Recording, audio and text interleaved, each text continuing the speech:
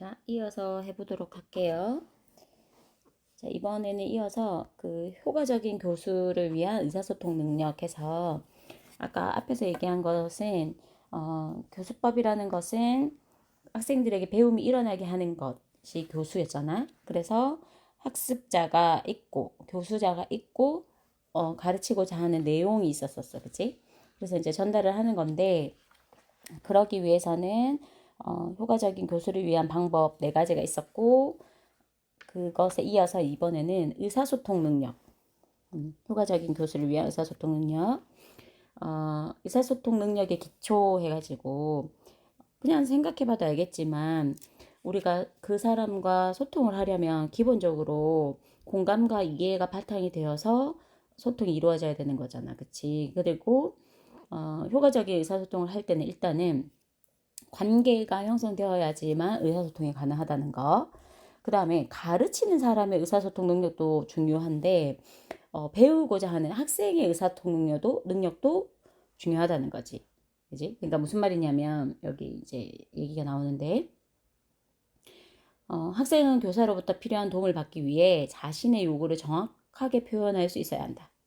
그죠? 그러니까 교사가 의사소통 능력을 갖추고서 가르치는 것도 중요하지만 배우는 학생들도 본인이 전달하고자 하는 바를 분명하게 정확하게 전달해야지만 학습이 정확하게 일어날 수 있다는 거고요. 그 다음에 아이고 화면이 깨지네. 그 다음에 상황에 적절한 의사소통 방법이라고 해서 한 번만 더 화면 띄워볼게요. 안 뜨네. 그럼 그냥 말로 해볼게요. 그 상황에 적절한 의사소통 방법이라 해서 일단은 그거잖아.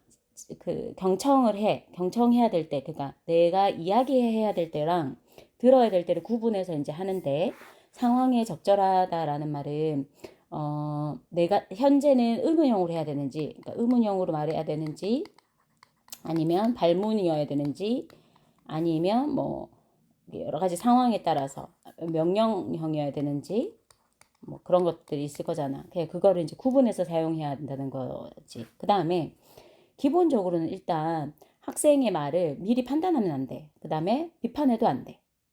그래서 일단은 끝까지 들어주는 것. 학생의 말을 끝까지 들어주는 것.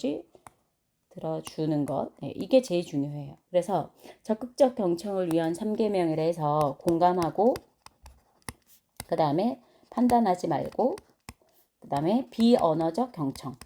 예를 들면 고개를 끄덕인다든지, 그지? 뭐, 눈을 맞춰준다든지 이런 것들이 비언어적 경청에 해당하겠지. 그죠?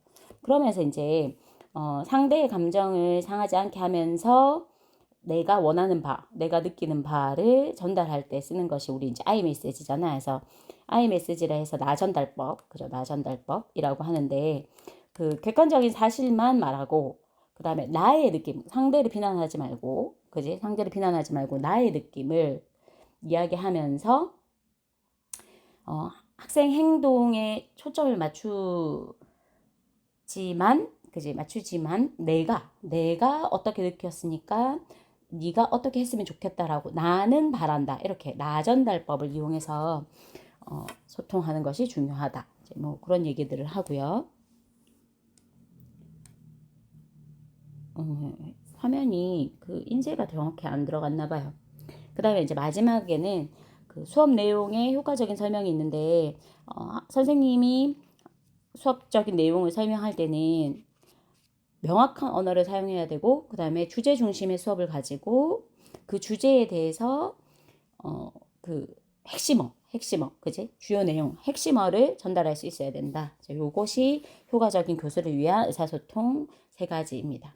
그 다음에 이제 마지막으로 나와 있는 것이 다중지능 이론이라고 나와 있는데 이거는 가드너라는 사람이 주장한 것으로 핵심은 이거예요. 여러 가지 지능이 있는데 여기서 말하는 것은 9가지 지능을 얘기하고 있거든. 9가지 지능이 있는데 이 9가지 지능이라는 것이 어떤 그 높이, 그러니까 뭐 이게 1단계가 형성되어 2단계가 있고 2단계가 돼야 3단계가 이런 게 아니라 여러 가지 여기서 말하는 9가지인데 여러 가지 지능이 다각적으로 갖추고 있기 때문에 어떤 학생은 이 지능이 발달되어 있는 반면에 어떤 학생은 이 지능이 발달되어 있다. 그러니까 결론은 이거야. 누구나 잘하는 게 하나는 있다. 그렇게 얘기하는 거거든요. 그래서 여기서 핵심은 뭐냐면 인간이 언어적, 논리수학적, 공간적, 신체운동적, 음악적, 대인관계, 그다음에 자기이해, 자연탐구, 실준지능 해가지고 9가지 유형의 지능을 가지고 있는데 이 각각의 지능은 여기서 핵심이에요.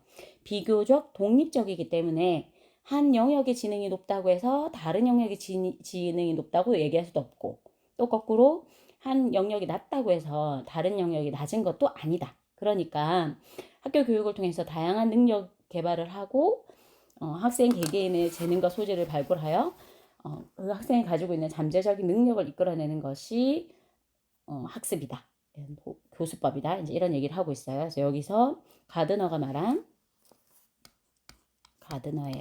가드너가 말한 다중 지능 이론. 네. 요거를 핵심적으로 알아두면 될 것 같아요. 됐죠? 그 다음에 이제 나오고 있는 게 여러분 과제이기도 한데요. 여기 보시면 다양한 교수 방법의 장단점이라고 해서 지금 여러분이 가지고 있는 책 153쪽이거든요. 여러분 가지고 있는 책 153쪽. 혹시나 이제 책이 없어졌을 수도 있으니까 크게만 얘기하자면 강의법, 그 다음에 토의법, 협동학습, 개별화 수업 이렇게 해서 다양한 교수 방법 중에서 이 4가지를 제안하고 있는데 자, 과제입니다. 이 4가지 중에서 여러분이 생각하기에 어떤 교수법이 가장 효과적인지, 어떤 교수법이 가장 효과적인지, 강의법, 토의법, 협동학습, 개별화 수업 요 4가지 중에 어떤 교수법이 제일 효과적이라 생각하는지 고르시고 그 이유, 그 이유까지 해서 카톡으로 보내주시면 됩니다. 과제예요. 과제. 늦지 말고 꼭 제출해 주시기 바랍니다. 네, 고생했어요.